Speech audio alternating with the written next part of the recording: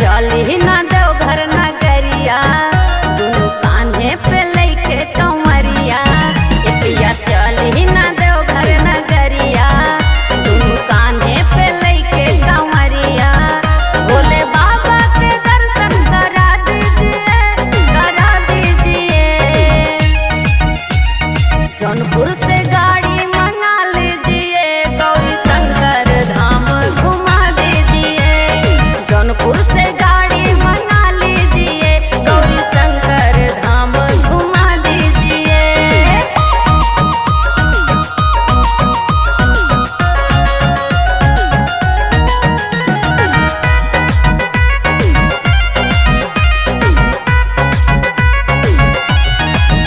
प्रयाग से जाके जलवा उठाओ, सुजानगंज में गौरी शंकर चढ़ा